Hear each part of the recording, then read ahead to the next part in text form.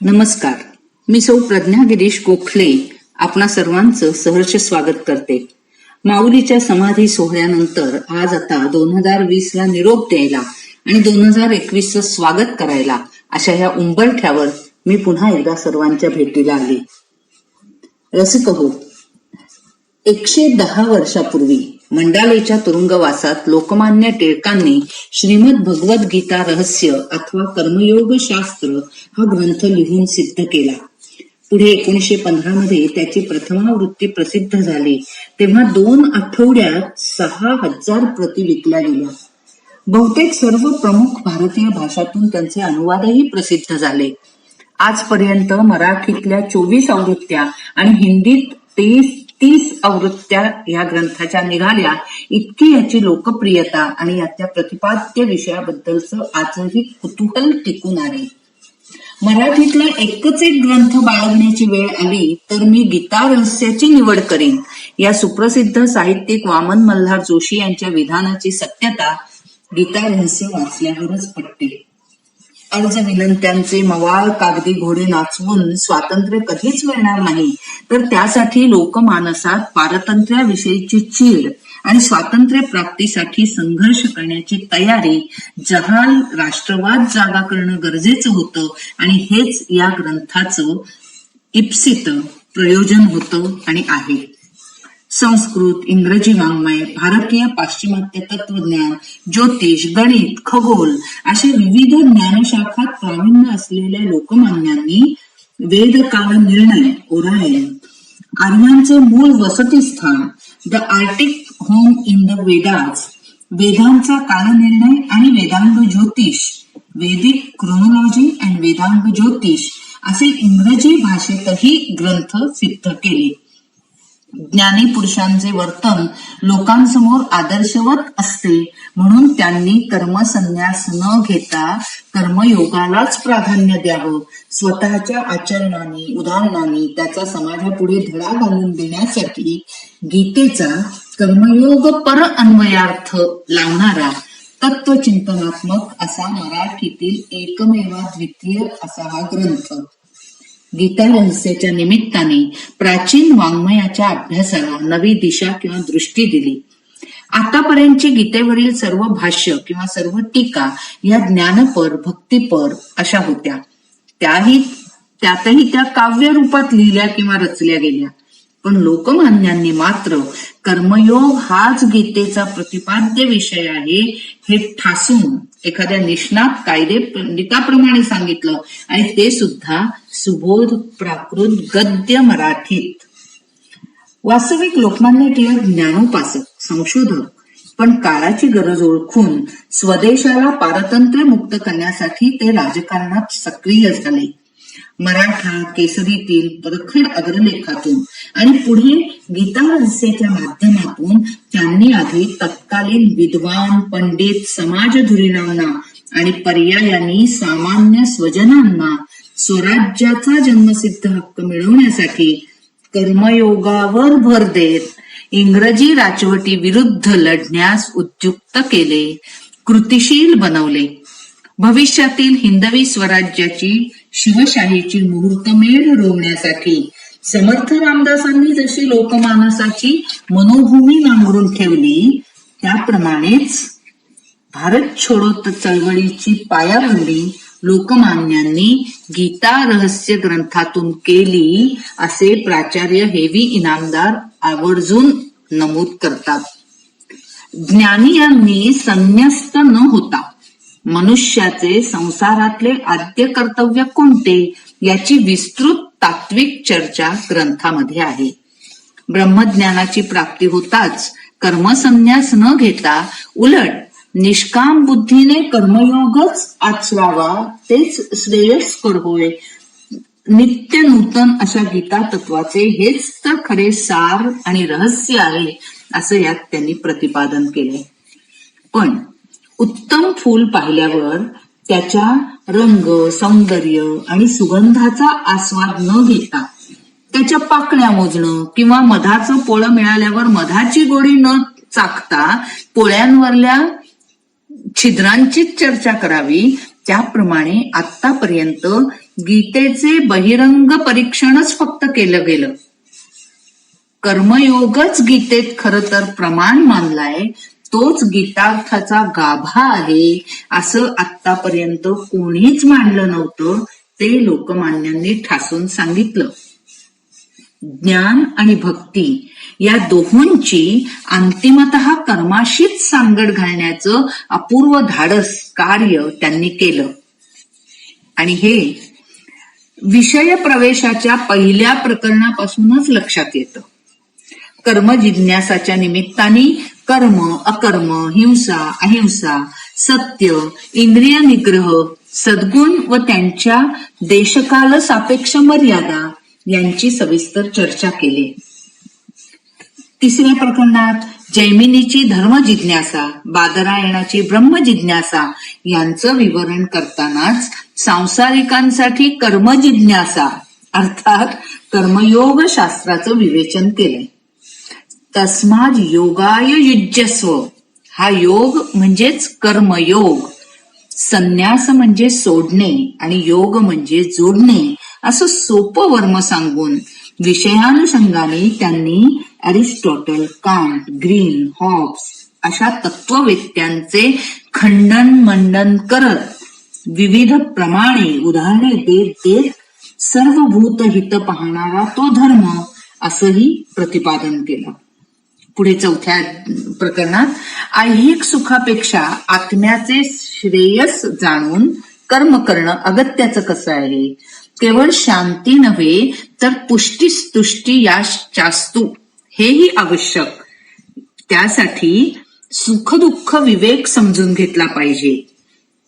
या पाचव्या प्रकरणात हॉब्स, हेल्वेशियस, बटलर, ह्यूम त्यांच्याबरोबरच आपल्या ज्ञानेश्वर माऊली, तुकाराम महाराज आदींचेही दाखले दिलेत. मनुष्य देह, पिंड, शरीर म्हणजे क्षेत्र, हा म्हणजे जणू एक मोठा कारखानाच.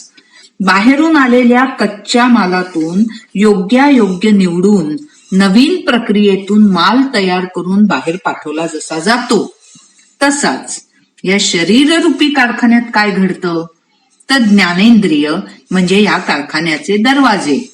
बाह्य दृष्टीच्या ज्ञानातून ते माल आत घेतं. मग बुद्धी, मन, अहंकार, चेतना हे आतले कुशल कामगार निवडानिवड करून तयार माल बाहेर पाठवतात, म्हणजेच कर्मेंद्रियांमार्फत प्रत्यक्ष कर्म करतात. आता यासाठी इंद्रिय निग्रह आवश्यक आहे.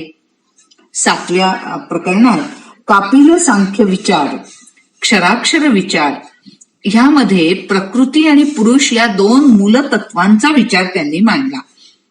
ही दोन तत्वे जणू लंगड्या आंधळ्याची जोडी. जड प्रकृती सचेतन पुरुषाच्या संयोगाने चराचर सृष्टीतली सारी कर्म पार पाडते. त्यातूनच पुढे विश्वाची उभारणी, संहारिणी हे चक्र चालू होते. एकूण 25 तत्वांचा बनलेला हा ब्रह्मांड वंशवृक्ष जाणून घेतल्याखेरीज ज्ञानप्राप्ती विना जो मरतो त्याचा आत्मा प्रकृतीच्या फेऱ्यात फिरत राहतो. निर्मितीच्या उत्तरोत्तर क्रमानेच उलट्या दिशेने संहार सुरू होत असतो.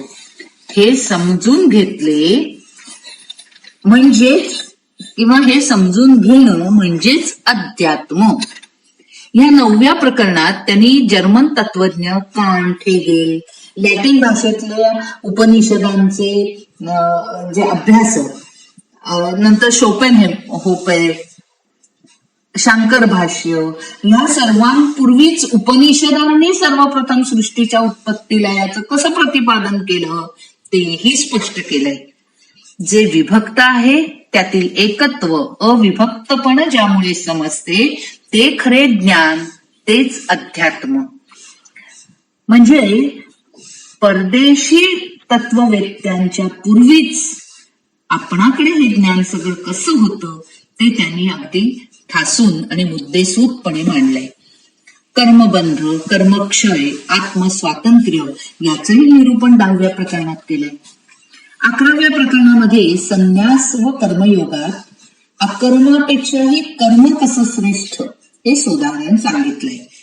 ज्ञानीजनांनी संन्यस्त होण्यापेक्षा लोककल्याणासाठी लोकसंग्रह करणं कसं आवश्यक आहे असा गर्भित सल्ला तात्कालिक विद्वानांना दिलाय. म्हणजे काळाची गरज ओळखून संन्यस्त होण्यापेक्षा लोककल्याणासाठी लोकसंग्रह करा असा त्यांनी विद्वानांना सल्ला दिला. 12व्या प्रकरणात स्थितप्रज्ञ राहूनही म्हणजे सिद्धावस्थेला पोचल्यानंतरही अवघ्या लोकांचा स्नेही आणि हितकर्ता कसा व्हावा आणि मग तोच खरा कसा कर्मयोगी, तोच खरा धर्मज्ञ हे त्यांनी समजावून सांगितलंय. पण प्रेम आणि श्रद्धेविना केवळ बुद्धिगम्य ज्ञान उपयोगाचं नाही बरं. अहो, फोडून पाहिल्यावर सुद्धा एवढ्याशा बी मध्ये दिसत नसलं तरी अवघं वडाचं झाड सामावलेलं असतंच ना. आणि हे जाणायला केवळ ज्ञान नव्हे तर विश्वास, श्रद्धा आणि प्रेम असावं लागतं. आणि ते म्हणजेच भक्ती. भक्तीची नवविधा रूप असली तरी चित्तशुद्धीचा एकच एक राज्यमार्ग म्हणजे भगवंताप्रती शरणागती आणि तीच भक्तीची परमोच्च अवस्था. प्रभू प्रेमाचा, भक्तीचा हा शेवटचा गोड घास घेऊन पुढे गीता अध्यायांची संगती लावून उपसंहारही केलाय. ज्ञान भक्तियुक्त कर्मयोगाचा पुरस्कार केलाय. सर्वभूत हितार्थ जीवन व्यतीत करणाऱ्या सत्पुरुषांमुळे भारत देश आजपर्यंत ज्ञानाच्या, ऐश्वर्याच्या शिखरावर होता. पण पुढे धर्म बुडाला, कर्मयोग सुटला. देशाला सांप्रतची दुःस्थिती त्यामुळेच प्राप्त झाली आणि म्हणून पुन्हा एकदा गीता धर्माचं, कर्मयोगाचं आचरण करायला पाहिजे, ही काळाची गरज आहे असं त्यांनी त्या पारतंत्र्यातल्या आपल्या सर्व समाजाला ठणकावून सांगितलं, ललकारलं. अखेर परिशिष्टामध्ये गीतेचे बहिरंग परीक्षण म्हणजे गीतेची श्लोक संख्या, त्या गीतेतल्या श्लोकांचे विषयवार, व्यक्तिवार वर्गीकरण, गीता, बौद्ध ग्रंथ, बायबल आदींची कालनिश्चिती असं अगदी तपशीलवार वर्णन आहे. पुढे उपोद्घातात मध्ये प्रत्यक्ष गीतेतील श्लोक, त्याचे अर्थ, मराठी भाषांतर आणि उपरोक्त संबंधित प्रकरणातले वेचे असा विस्तृत गीतार्थ देऊन अखेरचं भरतवाक्य या ग्रंथाचं म्हटलंय ते असं: येणेप्रमाणे बाळ गंगाधर टिळक कृत श्रीमद भगवद्गीतेचे रहस्य संजीवन नावाचे प्राकृत भाषांतर व टीका समाप्त झाली. या भरतवाक्याने गीता रहस्य ग्रंथाची त्यांनी सांगता केली. श्रोते हो, आजच्या कसोटीच्या काळातही गीता रहस्याचं हे संजीवनच समाज मनाला सचेतन आणि सक्रिय करेल ही मला खात्री वाटते. आणि म्हणूनच पुन्हा एकदा ह्या सगळ्या लॉकडाऊनच्या काळात या गीता रहस्याचा सुद्धा परामर्श घेतला की एक नवसंजीवनी प्राप्त होते. रसिक हो, आतापर्यंत म्हणजे पितृ पंधरवड्यापासून मी सुरुवात केली आणि मृत्यू सर्वांग सोहळा याचे पितृ पंधरवड्यात 18 दिवस 18 भाग, त्यानंतर ऐका दगडाची गोष्टचे 3 भाग 3 दिवस, चरणी तुझिया, मातृवंदना, भाववेडी मेरा, देवसरिता गंगा, अलंकार तनाचे मनाचे अशा सगळ्या कार्यक्रमांचे व्हिडिओ भाग मी तुमच्या बरोबर शेअर करत आले. युट्यूब चॅनेलला सगळ्यांना ते उपलब्ध केले.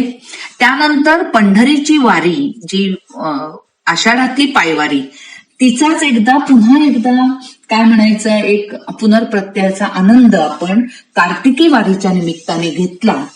आणि त्यानंतर कार्तिकी एकादशी ते कार्तिक वद्य त्रयोदशीपर्यंत म्हणजे माऊलीच्या समाधी सोहळ्यापर्यंत हरिपाठाच्या अभंगांचा म्हणजे हरिपाठ, शोध आणि बोध असे 18 भाग, 18 व्हिडिओज, असे एकूण 76 व्हिडिओज. माझ्यावर विश्वास बसत नाही की असं मी युट्यूबवर टाकले. हा निसंशय माझ्या स्वतःचा आनंदाचा भाग होता, पण तुम्हीही अत्यंत कृपाळूपणे त्याचा आनंद घेत मला उत्तेजन देत राहिलात, प्रोत्साहन देत राहिलात, शाबासकीची कौतुकाची थाप पाठीवर देत राहिलात आणि ह्याबद्दल मी आपली अत्यंत ऋणी आहे.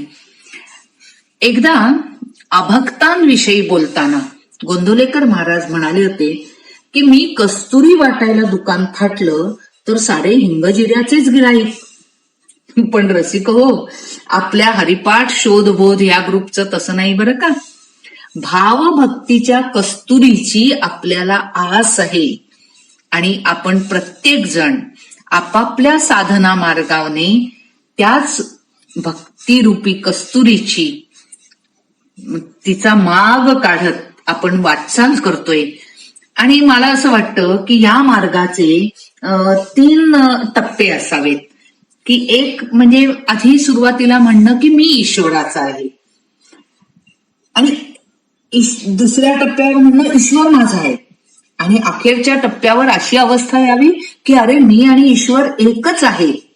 अवस्था म्हणजे ही अनुभूती, ही प्रचिती यायला पाहिजे, आणि ती संपूर्ण शरणागतीतून, संपूर्ण समर्पणातूनच हे 3 स्तर, हे 3 टप्पे आपण पार पाडू शकतो.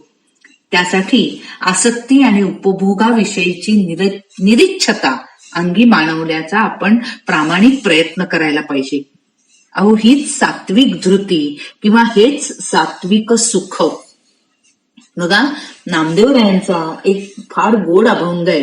अभंगाच्या वर्गवारी जी करतात त्यामध्ये बोबडा या वर्गवारीतला हा अभंग आहे की कुतना थमालले थमालले थमाल आपुल्या गाई. कृष्णाचा तो जो सवंगडी बोबडा बोलणारा आणि पेंद्या, ते त्यांच्या त्या भाषेतनं तो अभंग नामदेवरायांनी इतका गोड रचलाय की कुठना थमाल रे थमाल आमच्या गाई, आमची इंद्रिय कोण तू हे कृष्णा, तू सांभाळ, तू त्याचा गोविंद हो. आणि कृष्णाने सुद्धा गोकुळात आत्मसुखाचा हा खरवस अगदी त्या सामान्य बोबड्या पेंद्यापर्यंत सुद्धा वाटला. अहो, त्याची अक्षय पात्र आहे ते. आणि तोच श्रीकृष्ण आजही गीतेतून, ज्ञानेश्वरीतून, कर्मयोग शास्त्र म्हणजे गीता रहस्यातून, अनेक विध या ग्रंथातून तोच आत्मसुखाचा खरवस आपल्यासाठी हा भगवंत देतोय. फक्त आपण त्यासाठी आसुसले पाहिजे. एक अशी कथा वाचनात आलं होतं, एक गोष्ट की महेंद्रनाथ गुप्त म्हणून एक होते, आणि रामकृष्ण परमहंसांसमोर ते आले, आणि रामकृष्ण परमहंसांसारख्या ज्ञानसूर्या पुढे आल्यावर आपल्या स्वतःच्या पोपटपंचीची त्यांना लाज वाटू लागली. खरं सांगू का रसिक हो, तुमच्यासारख्या अनन्य भक्त, विचक्षण, ज्ञानी, म्हणजे वयानी, ज्ञानानी, अनुभवानी, सर्वार्थाने ज्येष्ठ श्रेष्ठ अशा श्रोत्यांसमोर खरं तर माझीही महेंद्रनाथांसारखीच अवस्था आहे बरं का, वेगळी नाही. पण तुम्ही संत कृपाळ, तुम्ही माऊलीचेच प्रतिनिधी, आणि म्हणून हे धाडस मी आतापर्यंत केलं आणि नव्या वर्षीही चालू ठेवावं असं वाटतंय. बघा, तुमची इच्छा असेल तर चालू राहील. पण आतापर्यंत लॉकडाऊनच्या निमित्तानं आपल्या ग्रंथांची आणि अभ्यासाची उजळणी झाली. जीवाच्या अज्ञानाच्या ग्रंथी किंवा गाठी सोडवतो तो ग्रंथ. या ग्रंथाचे 3 प्रकार असतात बरं का. पहिला असतो तो कृतग्रंथ. कृतग्रंथ म्हणजे मानव रचित, म्हणजे नाटक, कथा, काव्य, कविता, कादंबरी वगैरे वगैरे. स्मृत ग्रंथ हे असतात ईश्वरी साक्षात्कारानंतर प्रभू आज्ञेने किंवा गुरु आज्ञेने मुखातून जी प्रासादिक वाणी उच्चारली जाते त्यातून जे ग्रंथरचना निर्माण होतात, जे ग्रंथ, ते म्हणजे स्मृत ग्रंथ. शास्त्र, पुराण किंवा आपली ज्ञानेश्वरी, आपला गाथा, आपले एकांकी भागवत, आपली नामदेवरायांची अभंग गाथा वगैरे वगैरे. आणि विनिर्गत ग्रंथ हे म्हणजे अपौरुषेय, म्हणजे फक्त वेद, म्हणजे विनिर्गत ग्रंथ. ग्रंथ अनेक वाचतो आपण, पोथ्या वाचतो. अवचित कधीतरी एखादी अशी पोथी वाचनात येते आणि मग मला फार त्या ओव्या दासगणू महाराजांची आठवण आली की गजानन चरित्रात त्यांनी त्या फार छान ओव्या लिहिल्या आहेत की ती लेखणी ज्याच्या करी तोच अक्षरे काढी सारी, निमित्त कारण होते खरी लेखणी ती लिहावया. जी ग्रंथ लिहिणारी जी लेखणी आहे, जी अक्षर काढते ती लेखणी खरं तर निमित्त आहे फक्त. तैसेची येथे झाले मी लेखणीचे काम केले, लिहिते लिहविते स्वामी भले श्री गजानन महाराज. दासगणू महाराज किती सुंदर म्हणतायत अत्यंत विनयाने की इथे मी फक्त लेखणीचं काम केलं, पण ह्या लेखणीकडून लिहवण्याचं काम मात्र गजानन महाराजांनी केलं. माळ आधी ओविती मग मेरुमणी जोडती, तीच आजी झाली स्थिती या चरित्र रचण्याची. आधी त्यांनी 3 ग्रंथ संत चरित्र लिहिली होती, पण हा जो मेरुमणी गजानन महाराज गजानन विजय ग्रंथ, तर हा मेरुमणी त्यांनी जोडला आणि अशा तऱ्हेने तो ग्रंथ म्हणजे ती गजानन विजय ग्रंथ सिद्धीच केला, असं फार दासगणू महाराजांनी खूप सुंदर त्या सांगता करताना लिहिलंय.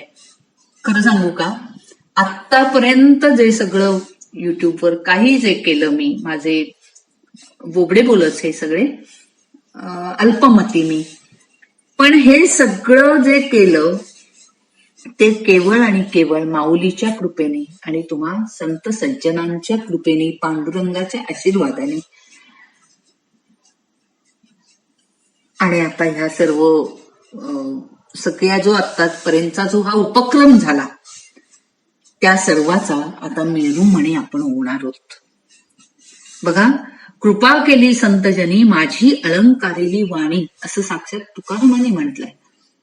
माझ्या बाबतीत सुद्धा हेच खरं आहे की खरोखर कुठली कृपा, कुठलं पूर्वजन्मीचं पुण्य आहे, आई वडिलांचे आशीर्वाद, सासू सासऱ्यांचे आशीर्वाद, सगळ्या मोठ्या थोरा मोठ्यांचे कृपाशीर्वाद आणि तुम्ही रसिक मायबाप श्रोते हो, तुम्ही हे सर्व कृपा केली म्हणूनच केवळ आता ह्या सर्व मालिकेचा सरत्या वर्षाच्या अखेरीला आपण एक मेरुमणी ओवणार आहोत आणि तो मेरुमणी असणार आहे पसाळे दानाचा. आणि पसाळे दान हा भाग आपण म्हणजे पुढल्या भागात आपण घेऊ, पण ह्या पसाळे दानाच्या मेरुमणीकडे जाण्यापूर्वी आणखी एक मला परवा सगळा असा एक धांडोळा घेताना फ्लॅशबॅक मध्ये विचार करताना मला एक जाणवलं की बघा 2020 आता सरतंय, फार मला आठवण येत होती. मला ना खरंच सांगते, मला माहित नाहीये, माझं अज्ञान आहे त्याबाबत, पण आपले जे एपीजे अब्दुल कलाम, डॉक्टर अब्दुल कलाम यांनी ते कधी एकदा म्हणून ठेवलं की व्हिजन 2020. मला सारखे ते 2 शब्दच सारखे गेले 8, 15, 20 दिवस, गेला महिनाभर म्हणा, सांगतेला येता येता आठवत आहेत की काय त्यांना म्हणायचं असेल व्हिजन 2020 मध्ये. म्हणजे वैज्ञानिक, भौतिक, अंतरिक्षातली आण्विक प्रगती, ते ध्येय व्हिजन 2020. काय असावी व्हिजन 2020? 2020 मध्ये काय असावं भारताचं लक्ष्य काय असावं, ध्येय काय असावं, की मंगळावर जावं, याच्यावर जावं, त्याच्यावर जावं, काय आणखी असावं. पण खरंच सांगू का, आत्ता मात्र मला सारखं असं वाटतंय की व्हिजन 2020 ही एक अलौकिक दृष्टी, म्हणजे ही शब्दरचना त्यांनी त्यांच्या मुखातून आली, पण त्याचा अर्थ आज मात्र माझ्या पुरता मला असं वाटतं असा असेल का की 2020 हे 2020 साल आपल्याला एक वेगळी दृष्टी देऊन जात आहे, वेगळा दृष्टिकोन देऊन जात आहे. कधी आपण कल्पना केली होती असं काही हे वर्ष जाईल, असं काही आपल्या आयुष्यात हे वर्ष येईल आणि हे वर्ष सरेल, आणखी काही सहज काळाच्या ओघात सहज पुढे आपण सरकू, आत्ताची जी लहान पिढी आहे ते मोठे होतील आणि मग मागे वळून पाहताना त्या व्हिजन म्हणजे 2020 कडे पाहताना आपण काय दृष्टीने पाहू, खरंच काय असेल ही व्हिजन 2020.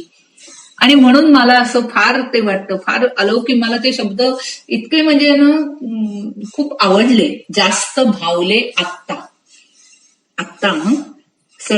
हे सर्व आपण यातनं पार पडतोय, यातनं बाहेर पडू छानपैकी, यासाठी सकारात्मकता आपल्या या सगळ्या तत्वज्ञानाने, आपल्या ग्रंथांनी, या सगळ्या संत रचनांनी, माऊलींनी आपल्याला खरोखर ही सकारात्मकता या लॉकडाऊनच्या काळात दिली.